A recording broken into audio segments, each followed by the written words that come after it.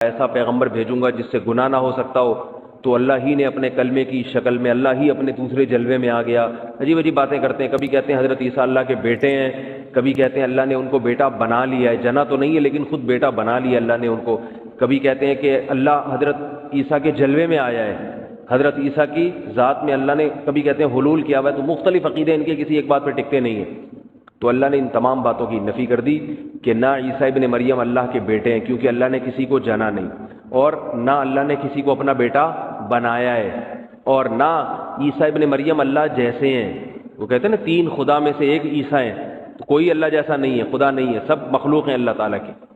تو عیسائیوں کے نظریے کی نفی ہے۔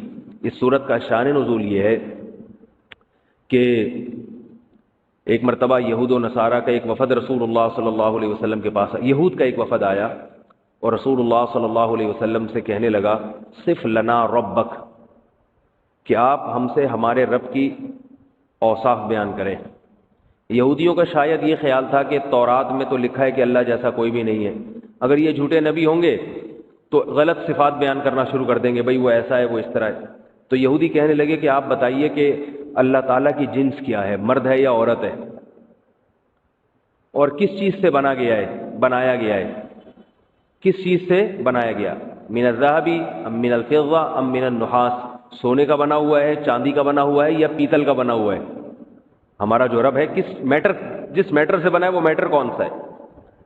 تو اس پہ یہ صورت نازل ہوئی، اللہ احد اللہ الصمد، بے نیاز ہے، لم یلد ولم یولد، نہ جنا گیا، اور اس کا کوئی ہم پلہ نہیں ہے۔ جب ہم پلہ نہیں ہے، لیس کمثلہ شیء، جب اس جیسا کوئی ہے ہی نہیں ہے، تو سونے یا چاندی یا پیتل سے مثال ممکن نہیں ہے، کیونکہ یہ تو مخلوق کی مثالیں ہیں۔ اللہ مخلوق سے بالکل الگ ہے، ماورا ہے، ہماری عقلوں سے بالا تر ہے، تو اس کے پیتل مثال میں پیش کرنا، سونا مثال میں پیش کرنا یہ ممکن نہیں ہے۔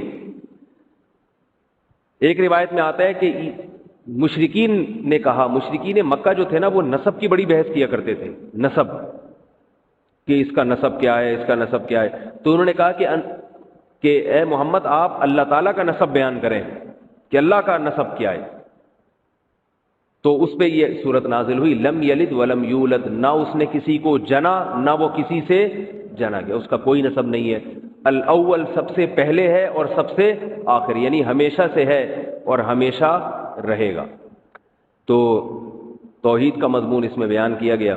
اللہ تعالی ہمیں اس سورت کے مضامین پر عمل کی توفیق عطا فرمائے، اور جن لوگوں کو زبانی یاد نہیں ہے ان کو تو کم از کم یہ سورت زبانی یاد ہونی چاہیے۔